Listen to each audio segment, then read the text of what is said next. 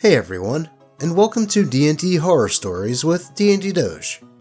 What happens when a dungeon master invites a girl to play Dungeons & Dragons with the intent of getting her to be his girlfriend? Well, not good things. To the story. How I got kicked out of my first D&D group for refusing to date the DM. By Reddit user, Impossibly Probable 59. So, at the time this story took place, I was in high school.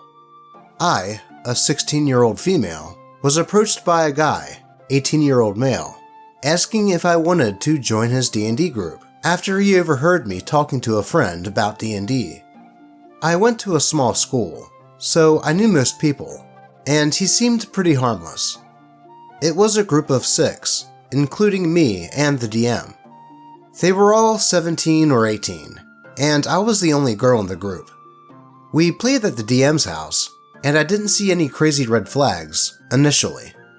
After a few games together, things got weird. The party was interrogating a woman. I can't remember exactly why, but it was something related to a smuggling ring, and everyone was insisting that my character be the one to do the interrogation, because I was the only girl, and it would have been weird for them to do it. When I tried persuading the NPC to give up the information we needed, she refused, and the DM told me that she wouldn't give up any information unless we tortured her.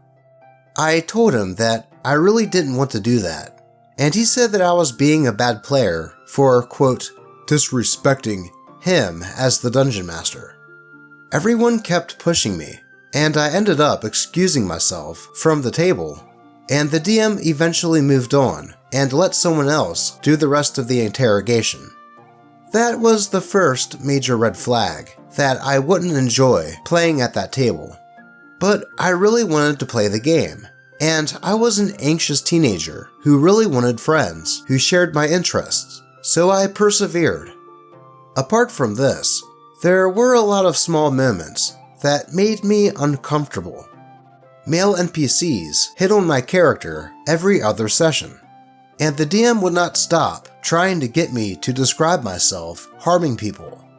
This wasn't just him wanting realistic combat, as he didn't ask anyone else to do this. At this point, I'm convinced that it was some sort of kink or fetish. I told him multiple times that I was uncomfortable with that level of graphic violence, and he'd back off after a while, but then do the exact same thing again the next session. The DM's mom started inviting me to stay for dinner after games, which I thought was very kind of her. My home life was not great, so it was nice to have an adult who was nice to me. Though it turns out she was only nice to me because she thought that I was dating her son. After a few months of weekly games, the DM asked me to stay behind after our game and asked me on a date. I was completely stunned. I was very open about being a lesbian, and I had no idea why he thought I'd be even remotely interested in him. I told him that I didn't like him like that and tried to leave, when he told me that if I didn't agree to go on a date with him, that he'd kick me out of the group. I asked him, "Did you only invite me to this group to hit on me?" And this man literally said, "Yeah, why else would I invite a girl?" I ditched the group immediately after that and didn't play D&D for 2 years. I picked it up again this year, and recounting this story to my new group reminded me of how messed up it was. Dang, that DM sounded like a right douchebag. This dude invited OP, knowing that she didn't swing his way, and let her play for months, developing friendships with the other players and getting into the game, only to throw that ultimatum at her, and then tell her that he only invited her because he wanted to be her boyfriend? That had to really suck for OP, especially since not only did she develop friendships with the players, but also with the DM's mom, and it was probably a refuge for her due to her home life. But then to find out that that was only because DM had been telling his mom that they were already dating. That had to suck. But at least this didn't make OP turn away from D&D, and she now has a new group to play with. I swear, some people are just evil, man. Let's move on to the next post, where a dungeon master and players have a strange obsession with another player's character's bits. To the story. Dungeon Master asks what my character's schlong looks like. By Reddit user Pat the Patchy. This post details my first escapade into Dungeons & Dragons, and how wild it is that I still love the game as much as I do, despite the very strange start. This story details a game that I, a male, took part in high school, alongside 5 of my friends at the time. 3 guys, the DM, Bard, and Rogue, and 2 girls, who I believe were playing a wizard and a sorcerer. It's been so long that I don't remember. Though this story mostly concerns the DM, Bard, and Rogue. As I said, it was my first foray into everything, and that included character creation. I was given no guidance, other than, D&D Beyond will tell you everything you need to know. I learned later that, oh boy, it does not. I decided to play as a gold dragonborn because that sounded cool, and I made a monk because I thought that being a pious wanderer might be an interesting idea. We were supposed to make the characters beforehand, using point buy, and just jump right into things. I wish I had the character sheet, because man, it was unoptimized. We're talking Constitution as a dump stat, low dexterity and wisdom, high intelligence and charisma, and middling strength. Essentially, the worst monk, mechanically speaking. The DM looks at it, says, "That's really bad," and doesn't let me change anything. Though I figure, fine, I can deal with it. There are other, better party members. Well, that right there is a first red flag in my eyes. If the DM knew that it was OP's first time doing anything with D&D and saw how bad the stats were, they should have helped OP to fix things so his character wouldn't be a punching bag. That just shows me that this DM is kind of crap.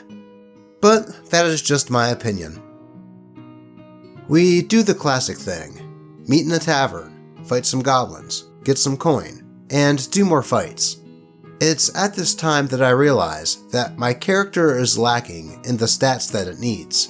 So when the DM tells me that I find a ring that gives me a +1 to wisdom, I'm super pumped. This is exactly what I needed. Imagine my surprise when Rogue asks to steal it from me, and the DM allows it.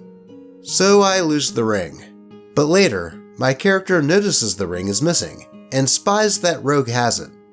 I confront Rogue, who passes it to Bard, again allowed by the DM. At this point, I am getting fed up with the shenanigans of these people, who are messing about just to be rude, so I swing at Rogue, in the game, obviously. Thus starts the inter-party combat, where everyone dogpiles on my character, annihilating him over something that, presumably, the DM had created to help me out.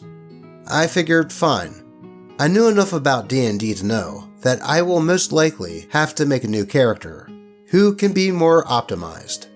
Though I was wrong. I spent the next 2 sessions as a sort of, quote, force ghost, able to see and hear the party with limited communication, but unable to interact with the larger world or any NPCs we came across. Eventually, we come to an area that allows me to be resurrected. Finally, I think, I can get back to playing the game as normal. Maybe I can get the ring back, or maybe someone will apologize for killing me. What happens next is probably what you all came to read. The DM describes my resurrection, and then asks what I do. I tell him that I would go over to Rogue and ask for an apology for killing me. "But you don't have any clothes on," the DM says. Now, I am not one to talk about how bringing someone back from the dead works, or as to why or how I should have my gear, but I figured I would at least be modest and not in the nude. But I figure fine and say, my character runs off and looks for clothes to protect his modesty. The DM then has me roll an investigation to see if I even find clothes, and I get lucky with a high roll. I had bad wisdom, remember? So I start putting clothes on when Bard asks, "Would we have seen his penis when he was brought back? You said he didn't have any clothes on." To which I, stunned, reply, "I would have covered myself as I went to look for clothes, I guess."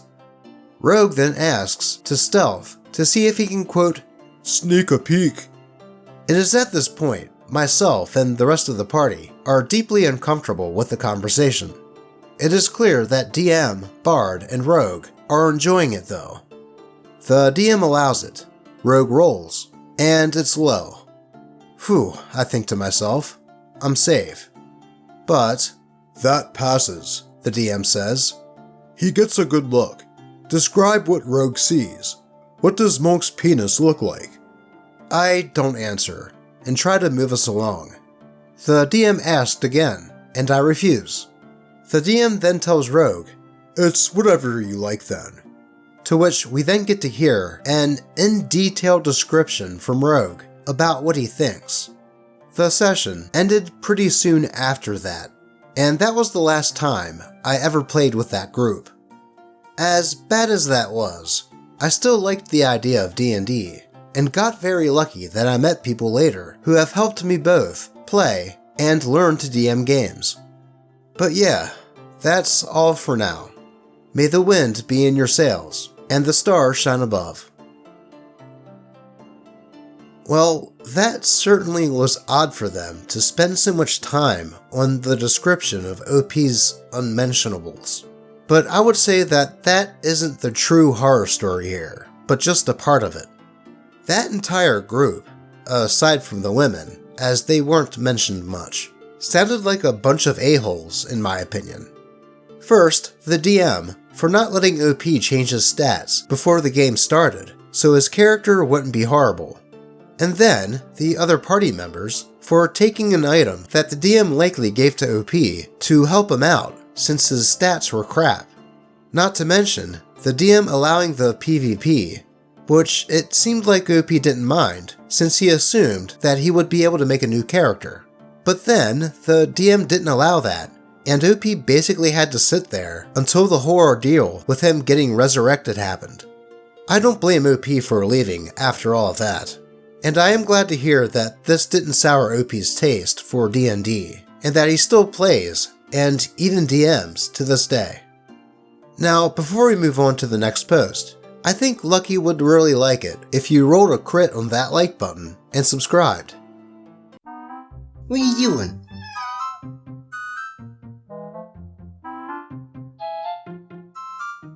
See what I mean? And if you would like to help the channel out more directly, I'll put my Buy Me a Coffee and Ko-Fi links in the description. And if you decide to donate, I'll be sure to read your message in a video. Or you can check out my Patreon or become a YouTube member. But with that, let's move on to a story where a player just doesn't have any respect for the DM and players of a Cyberpunk Red game. To the story. Player kept lashing out at the group until he left. By Reddit user Hellroom. I've been running a Cyberpunk Red campaign for about a year, maybe a little bit more. Months ago, I had a player throw a tantrum and quit when he didn't get his way. I was in another game as a player, and there was a player there who seemed chill and fun to play with, so I sent him an invite to join mine. He beat around the bush and didn't commit to joining or not joining. Another player in that game proactively asked me if he could join mine. I said sure, and it was only then that the person I asked changed his mind and decided to join. So now my game had lost 1 and gained 2. Great, right?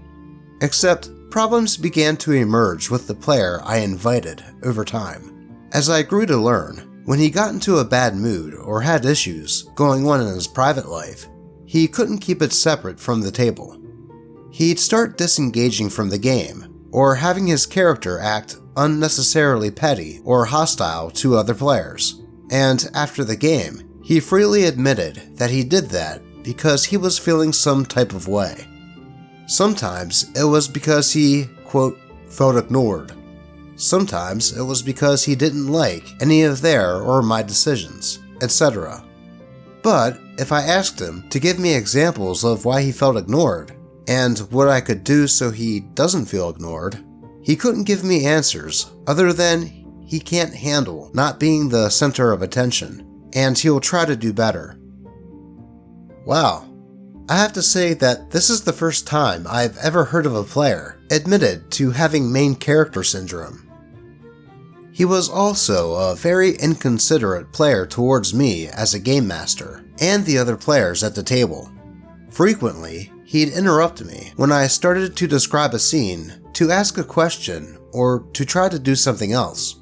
If other players were trying to have a scene that didn't involve his character, he'd interrupt them mid-conversation to do something completely inconsequential, such as starting to ask questions about the map, or once even started moving his token around and being very vocal about trying to find cracks in the walls I drew.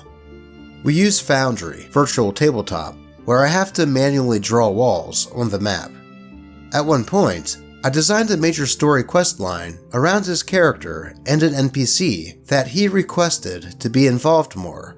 Halfway through the quest, he told me that he didn't like the story, and that he knew he asked me for it, but he didn't know what he wanted, other than, "This is not it." Not something a game master enjoys hearing. Now, I'm all for constructive criticism, but what was I supposed to do with that kind of feedback? It made me really struggle to maintain interest in finishing that story, even though some of the other players had some interest in it. Now, fast forward to more recent drama. For weeks now, this player has shown up to every session with a negative attitude.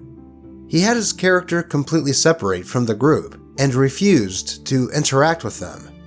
He also admitted to one of the other players that he would never do this in D&D because it's, quote, more work for the game master. But somehow, it's okay in Cyberpunk, I guess. Not only that, but he started having his character actively sabotage the other players. They're currently in a prison scenario, and for example, he tried to rat out the other player characters to a corrections officer, and also destroyed some equipment that they were assigned to retrieve. Later, he said multiple times that he was being petty, but also, it's what my character would do. This was also mixed in with him joking multiple times, "I don't even know why I play with you guys." Then, after the session, he blew up when we tried to talk to him about what is clearly bothering him, and he told me and another player, "F you don't know me," and had an emotional breakdown. The next day, when everyone tried to talk to him about what was bothering him, he kept refusing to elaborate and kept saying, "It's not you all, it's me." He said it was because all of us weren't meeting his standards, but it was on him for having unrealistic expectations. He refused to provide examples of how we weren't meeting his standards and kept being evasive. I then told him that he should take a break from the game. He then announced to the group that he was taking an indefinite break from the game, but then he changed his mind, and without consulting me, he stayed for one session, but promised that he'd make an effort to change his attitude and behavior. But then he wanted to spectate the next session. At this point, his negativity and antics had worn out the other players and me, so I had a talk with the other players and agreed that he needs to at least take an entire month off. After that, he left our Discord server and hasn't said a word to me since, although we are still in the game that I'm in as a player, so that's going to be awkward. I will note though that he has never treated the game master of that game as disrespectfully as he's treated me, and has much better table manners in that game, hence why I invited him to mine in the first place. It sounds to me like this player had some personal stuff going on, that, for whatever reason, he took out on OP and the other players. I will say that it was surprising that he admitted that he did like the spotlight too much, and that he would work on that. But when OP made an entire story arc at this player's request, he squandered it by telling OP that it didn't live up to his expectations, which can be like daggers through the heart of a dungeon master. It's probably for the best that OP told him to take a month away from the game in order to figure out his personal stuff. But it also makes me wonder, why did he treat OP this way, but not the other dungeon master of the game that they're both in as players? Which, I will agree with OP, that might be a bit awkward now. Though hopefully, things come to some sort of resolution. And real quick, before we move on, I have to share that I was surprised this weekend by some fan art that a viewer made, which I will show now. So thank you to Willustrations on X. That really made my day and helped to lift my spirits, as I have been feeling a bit down these past few months.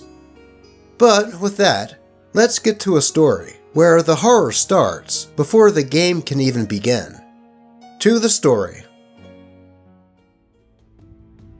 Tried to DM a horror game, except I got meta horror instead. By Reddit user ShortBiscotti2571. 2 years ago, I tried to DM a one-shot using an obscure sci-fi system called Only War. The premise was that the players were staff on an oil extraction rig on an ocean planet. They accidentally drill into a precursor alien facility. Horror stuff ensues, and the players' bosses decide to cut their losses and blow up the rig rather than evacuate the staff. Pretty standard survival horror stuff. I made an ad on a looking for group board and got 8 responses. That was the high point of the game. One of the responses doesn't understand that the setting isn't D&D, and he starts telling me about his Air Genasi character. I tell him that we're using a different system, so he changes his mind about being interested. I decide to invite the remaining people to a Discord server after talking for a bit.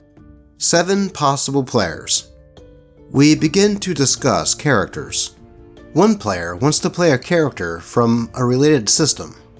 In Only War, all the players are humans or cyborgs, and they get 1000 XP to spend at character creation. He wants to play a genetically engineered super soldier from a system called Death Watch, where the characters are far, far stronger. So I say no. This Special Forces badass, named Adeptus Astartes, is too strong, so I suggest maybe a more basic soldier class, though the player doesn't like the idea. I point out that to balance things, I would then have to give everyone else 9,000 extra XP. He asks, can't I just play with a power disparity? Because it doesn't make sense for his character to not be an extremely deadly soldier. I say no again, and he leaves the server and blocks me. Okay, maybe I ran into one unreasonable person. On to the second player. The second player wants to play a member of an alien cult whose goal is to get as many women pregnant with his half-alien children as possible. He wants to be the, quote, fertility doctor on the base, and of course, secretly sleeping with all the female staff. The character backstory, which was about 5 pages, used the word breeding more times than I feel comfortable with.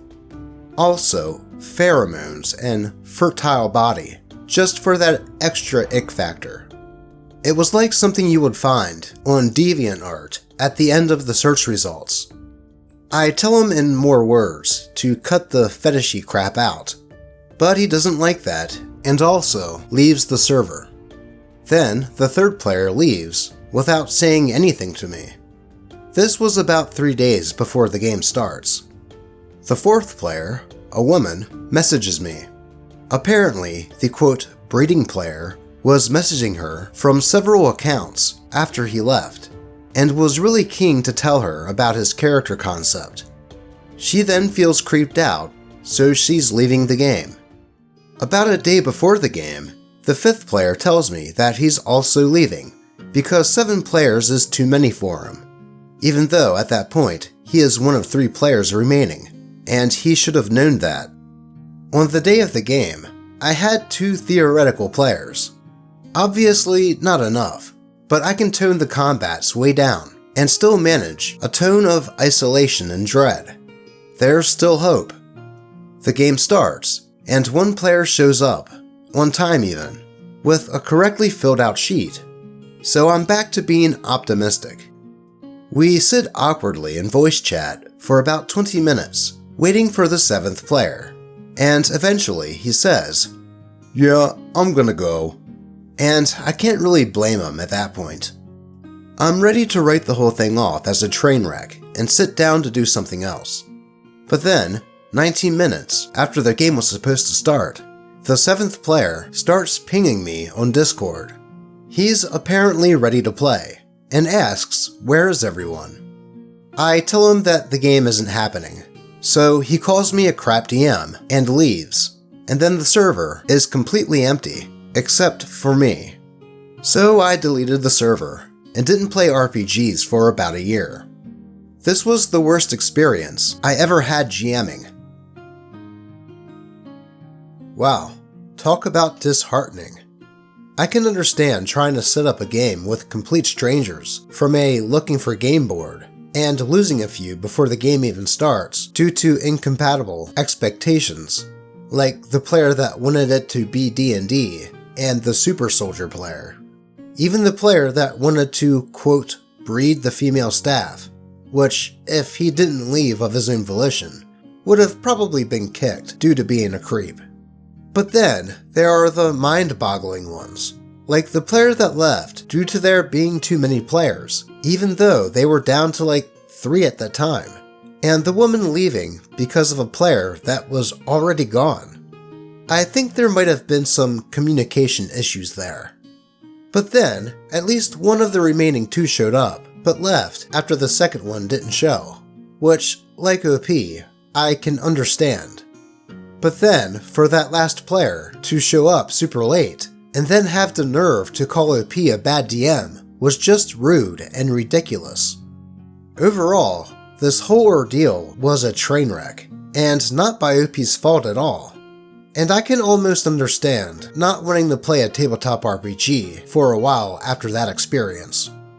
Hopefully, OP was eventually able to set that game up, because that premise did sound pretty cool. But that is all I have for you today.